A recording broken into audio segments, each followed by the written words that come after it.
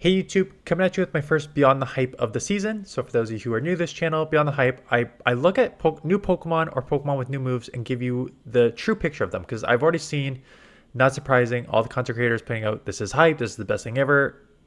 What I do on this channel is I go through and give you the real strengths and weaknesses of Pokemon so that you know the strengths and weaknesses before you build it up. Because I used 3 Pokemon today, Feraligatr.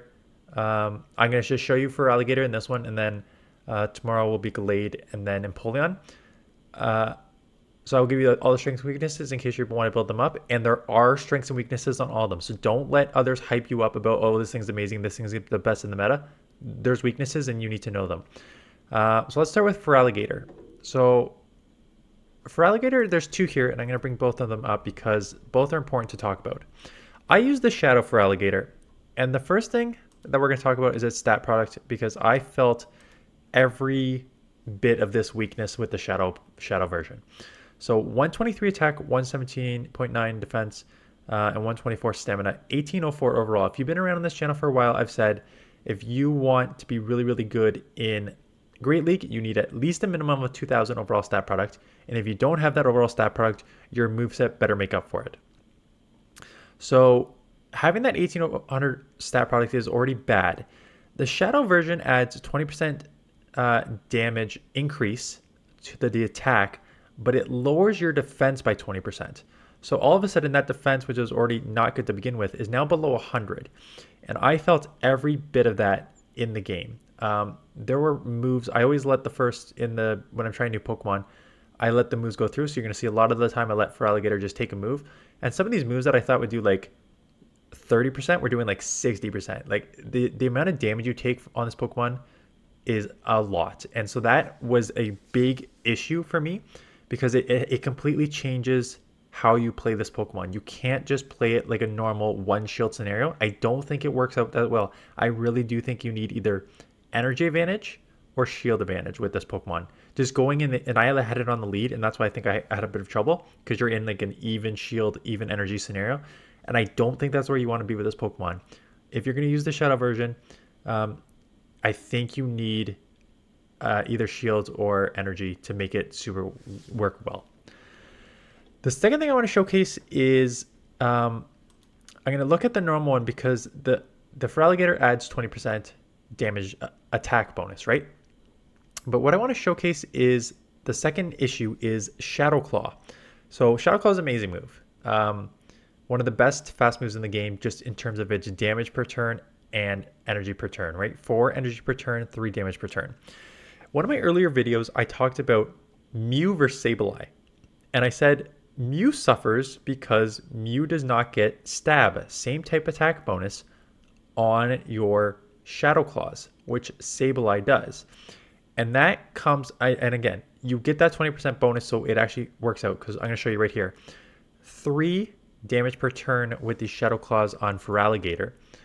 But if you go to Sableye and you go to the stats, it's 3.6 because again, 20% bonus for same type for being a ghost, right? Sableye is a ghost, you get that 20% attack bonus. It is 3.6 damage per turn as opposed to Feraligatr, which only gets 3 per turn. And those are the types of little things that you feel in the game. It's just like, okay, these calls are doing good because it's a good move, but it's not doing like you would feel it doing on Sableye or another ghost that has Shadow Claw, right? Because you don't get that bonus. So those are the 2 issues I saw with this thing. In terms of strengths, having that there's 2 strengths. One, 123 attack is pretty high attack, and if you use the Shadow, which I did, adding a 20% bonus, this thing hits hard. You'll see I throw like 1 Hydro does like 50% to a XL Lickitung. So like good hard hitting damage. Where it gets a little interesting is I think one thing you need to be aware of is it did 50% to a Lickitung, which is great damage on a Lickitung. Unless your claws are really, really adding up, Hydro Cannon is probably not going to one-shot a lot of Pokemon, right? So even though Hydro Cannon is an amazing move, 40 energy, you get the same type attack bonus, 96 damage, even more when you get to the Shadow, right? If you want to look up Shadow stats, 115 damage, which is an insane amount of damage. But a lot of these Pokemon can probably take 170, 180 damage. So you're doing a great amount of damage, but not enough to one shot. So you often still need 2 Hydros. Luckily, 4 energy per turn with the Shadow Claw, you get to those Hydros really quickly. I ran Crunch. I said that I want to run Crunch because it's a quicker move than Ice Beam, and I just want something to be able to throw in neutral situations, right? I want to be able to throw a Crunch into something like a Water or a Dragon instead of the Hydro Cannon. Someone commented that Hydro basically does the same as Crunch in Resisted. Resisted Hydro basically does the same amount. And let me just see if I can bring up my calculator here, because I think it's something like it does like maybe 67% or something like that, right? So if you have 115 damage, but it only does 67%, it does 77 damage. So 77 for 40 though, right? As opposed to 84 for 45. So it is, from that perspective, pretty comparable if you don't want to run Crunch. The other option of why you would run Crunch instead of Ice Beam is you would then have a super effective move to throw against Psychic Pokemon and Ghost Pokemon. Of course, you could also throw super effective Ice Beams against Flyers. You can make the argument you could throw super effective Ice Beams for Flyers and Grass, which is your weakness, right? So for me, it's up to you. I think both have play. I can see the pros and cons for both. But just know, yes, that argument does hold that you can just throw Hydros if you're in like a neutral situation, like a neutral Crunch versus resisted Hydro. On damage per energy level, resisted Hydro does like almost exactly the same as resisted Crunch. But yeah, it charges very fast, hits very hard. And I think that's all I need to talk about heads up. Again, 2 things with these battles. Like, I'm going to talk a bit about the battles. I mostly we're going to talk about Feraligatr.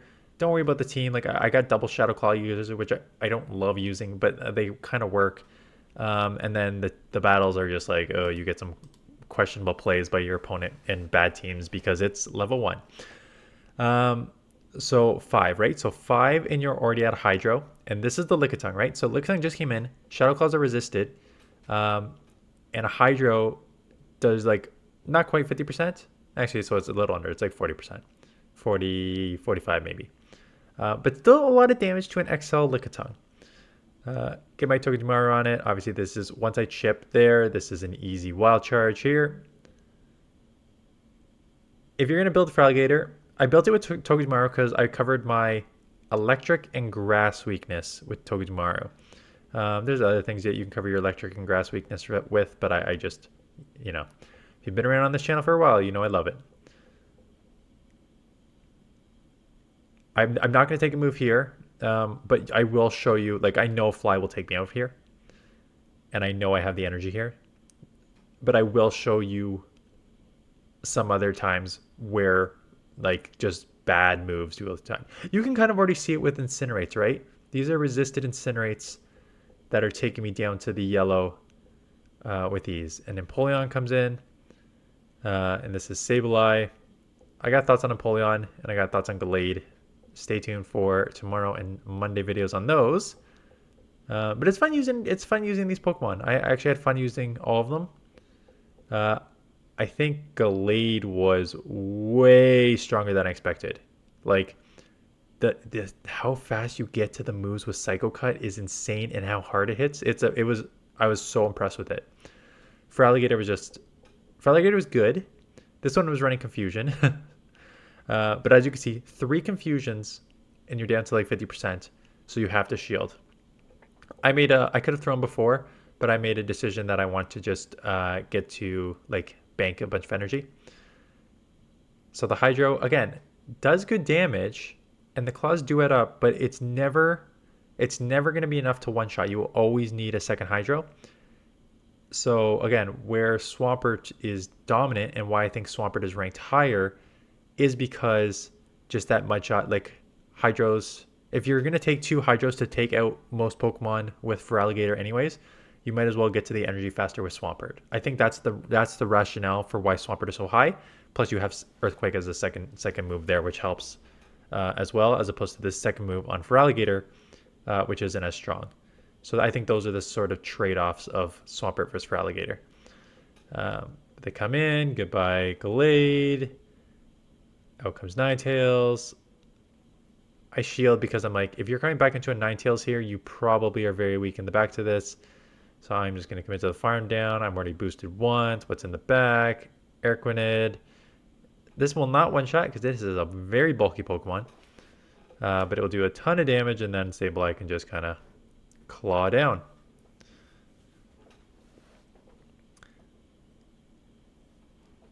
Dragonite.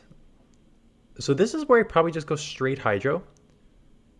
And again, you charge extremely, extremely fast. So I just wanted to see, like, okay, I had that thought in the back of my mind that, okay, it does a good amount of damage because even resisted, it still does as much as a Crunch. And, like, yeah, like, that's a lot of damage. Of course, I have to shield back, though. I lose in the 0. And that's the thing.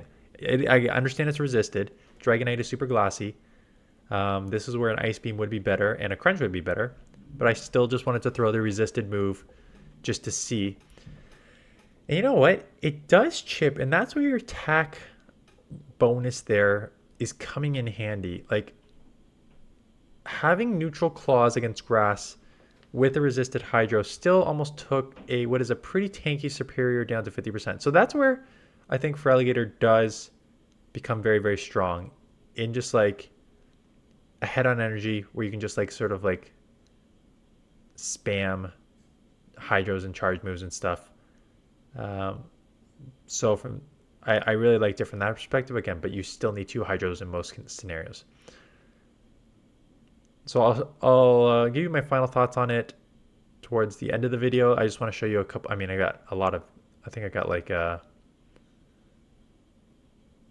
many more battles here? Probably like at least 10 minutes more of battles here. Yeah, 9 minutes of battles here. So I'll try and actually talk about the battles, just because I think it's important to actually talk about like Feraligatr's strengths and weaknesses and stuff. Yeah.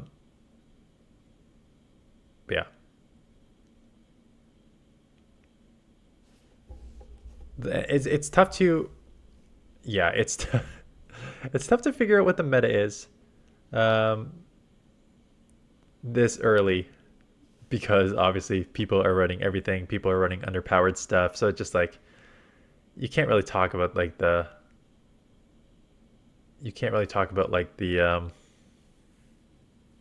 battles too much, because you got like weird teams and suboptimal move sets sometimes too, and just like, okay, whatever.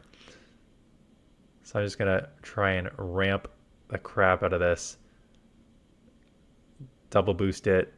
Gonna try and I think shield and farm down a resisted electric here, because I'm double boosted already and I want to try and come out with a move. And then I got caught in a dead spot on the bus, but I do have a move. Throwing blindly, Glaceon. They shield, it'll go down. I'm almost out of Hydro. So Glaceon has like 6. Glaceons can't be tanky. So it does one-shot, but like I'm not holding, like I don't think it would one-shot the majority of Pokemon. This one, I think the reason I shielded, you're like, why are you shielding? I'm shielding because I wanted to try and get both a Hydro Cannon and a Crunch off. I wanted to see what a Crunch did in neutral situations here. And again, I think that's probably what a resisted Hydro would probably do-ish as well.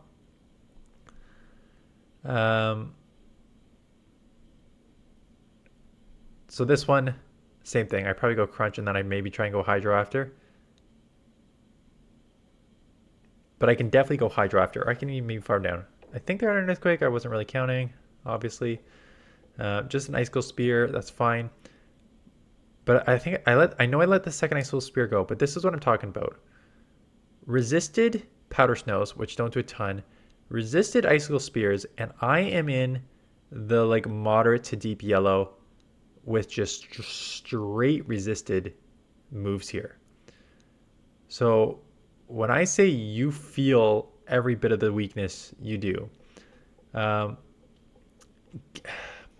Given the amount of times I actually did go Hydro here, I'm starting to think that Ice Beam probably is the right um, right moveset. I guess you never argue with PV Poke. It's when it's got the Sims. If you can realistically throw Hydro, which is a quicker move, and do even resisted, somewhat equivalent to what you can get with a Crunch. Crunch again. Why would you throw Crunch? You would throw Crunch if it was one, super effective, or two, you do want to try. It does have Crunch has a 30% chance of lowering your opponent's defense. So that is something that you may want to um, like hold on to and consider because you now have like a very hard hitting Shadow Claw, right? So if you can lower your opponent's attack, wow, nope. If you can lower your opponent's defense with Crunch, those Shadow Claws add up more. Speedboat adding up, like I know Greninja hits hard, but like Night Slash does like 55%. Resisted Hydros also do a ton, right? So that's overall. I think we're long enough into like just kind of summarize here. And the summary is basically what I said multiple times. Very glassy, good energy generation. Hydro's a beast of a move. Um, Still, you often need two hydro cannons, especially when, again, this is early days. I mean, day one. Um, but when you get into later in the season and you're going to see a lot more meta Pokemon, those meta Pokemon are going to have that 2000 plus overall stat product, and they will easily survive your Claws and Hydro Cannon. So you're always going to probably need two in a lot of those scenarios. Where do I rank it on sort of PV Poke, and where do I rank it in the meta? Um,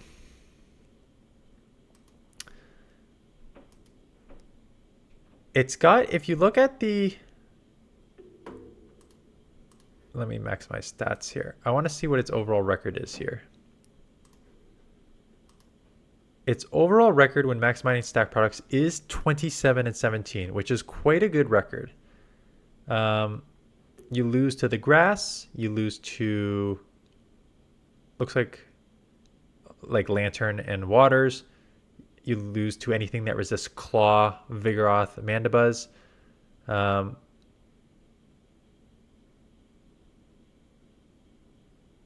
But you win a lot of stuff here, and you even win a lot of like water Pokemon. I guess this is with Ice Beam, so you're landing Ice Beam against Mantine, but like it says you beat Dugong, and I guess that's just because Dugong throws resisted Ice Shards and it can only throw Drill Runs, as opposed to you throwing neutral Shadow Claws, which does a lot of damage, and then like resisted Hydros. But you beat like Medi, Annihilate, Swampert, Sableye, Powder Snow Ninetales, Gligar, Trevenant. Like, there's a lot of good wins here. The losses, again, I still think Lickitung is going to be everywhere. I use Lickitung on my second team. Second team, yeah. And it is very strong in this meta, just because you have like all these Claw users and an uptick in Lanterns. I saw a lot of Lanterns today hunting this thing. So I think yes, I do think I think it has its weaknesses, which I just went over multiple times, so I don't need to reiterate those. I do think it's strong. Do I think Shadow Feraligatr is number 9 ranked and the non-Shadow is number 18 ranked? I think it's one of those things where On paper, sure, given its rating, I think sure. On paper, it probably is accurately ranked. Um,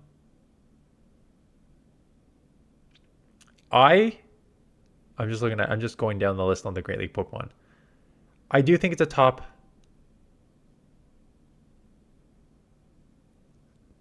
10, yeah, 10 to 15 Pokemon for me. If you take out like the Shadowverse, like take out multiple, like Shadow Swampert at 5 and Swampert is at 8. Like, so if you just like count that as one Pokemon, right? Um, I would, if you're gonna give me 15 Pokemon to choose from, like if you gave me like a, okay, you have 40 Pokemon, you can only bring 30. Okay, you have 30 Pokemon, you can only bring 20. Um, I think for sure it's in my top 15.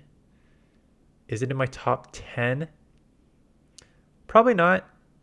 Um, I think it's strong. I think it's good. But for me, just personally, I have like Cresselia, Lickitung, Gligar, um, like Lantern. I think Annihilape is very strong. You know what? It could be top 10. Yeah, 10 to 15. I think it's actually pretty ranked well in top 10 to 15. I think at this point, it is a top 10 to 15 ranked Great League Pokemon. Um, so definitely worth investing. Again, the Shadow is ranked higher. The Shadow, again, the record was what did I say, 33-17, 28 and 16. So 28 and 16 when you don't optimize every, was it 28 and 16 before and I just misspoke?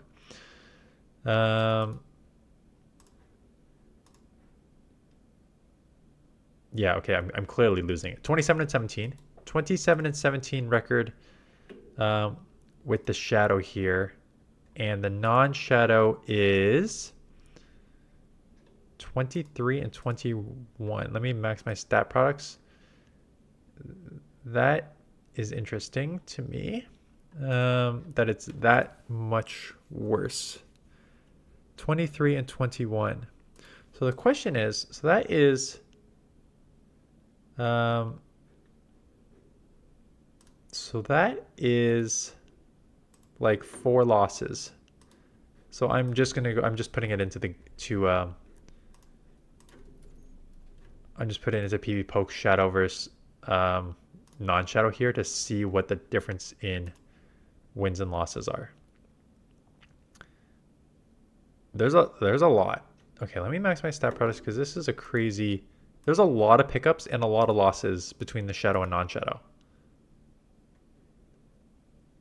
Okay, so the Shadow picks up, okay, Water Gun Lantern, which most aren't running Water Gun, Mantine, Medi, Powder Snow Ninetales, Pelipper, Sableye, Swampert, and Shadow Whiscash.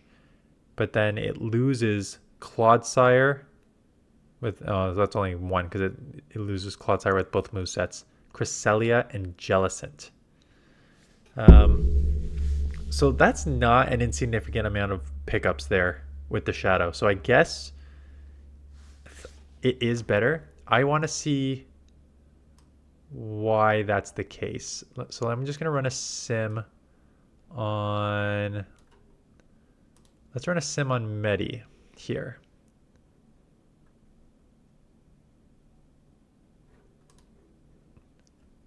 Oh, Medi, the claws are going to add up. So, okay, so that's why the Shadow, okay, Medi makes sense because the claws are going to add up. Or something where the claws don't add up. Sableye is neutral. So let's just look at Sableye here. So the non-Shadow throws 1 Hydro, throws 2 Hydro, and it's not enough to take out, and you claw, and you still have 7 left. But you are just going to outpace with the Shadow, and so 1 Hydro will take out after multiple claws. Yeah, okay. So these claws, I guess the claws, I guess Sableye is not tanky enough, and that's why. Yeah, okay. So I guess that's if Shadow Whiscash is probably the same compared to the regular Whiscash, which you lose both because now I'm guessing a shadow will not be able to take it out on that hydro. Yeah, that's exactly right. Okay. So basically, the summary here is if you have a so what I said earlier in the video that if you just go Shadow Claw, one hydro, it will likely not take out and you'll need to do another hydro. And that is true for a lot of the bulky Pokemon. So like I said, Whiscash, Umbreon, you lose to non-Shadow Whiscash. You lose to Umbreon. You lose to Skarmory, which is interesting. You lose to Poliwrath. You lose to Mandibuzz. I mean, Lickitung Resist. Lantern's just going to dominate you because it's electric. And then the Shadow is actually losing to, like I said, Crosselia and Cresselia. So the reason that you're losing to all those Pokemon is because those Pokemon are bulky enough to live the claws, shield the first hydro, claws, get hit with the second hydro, and still live your claws. Whereas the glacier Pokemon,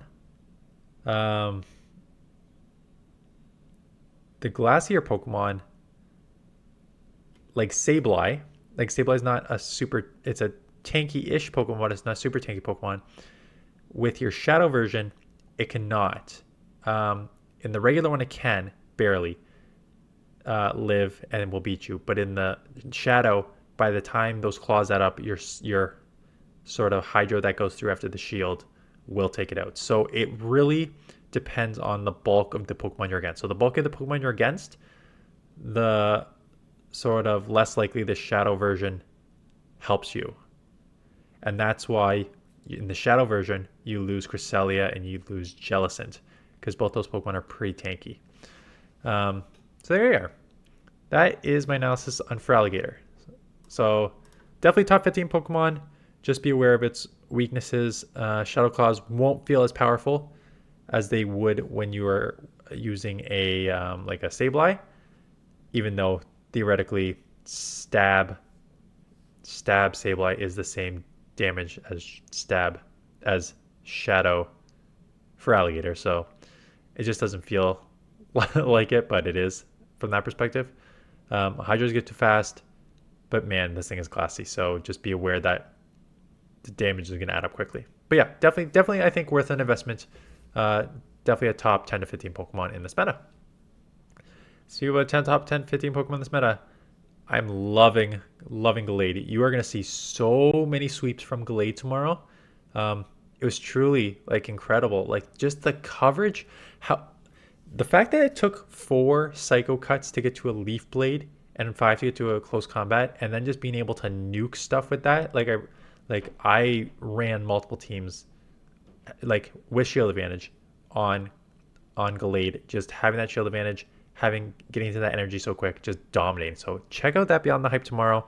Empoleon so far, spoiler alert, I'm not impressed with Empoleon. I really don't think it's gonna, I'm sure it's gonna have way more play in Ultra League, not kind of in Great League. So if you made it this far in the video, there's your heads up for those other 2 Pokemon if you were thinking about building them. Anyways, that is it. Thanks for watching, and I'll see you guys in the next one.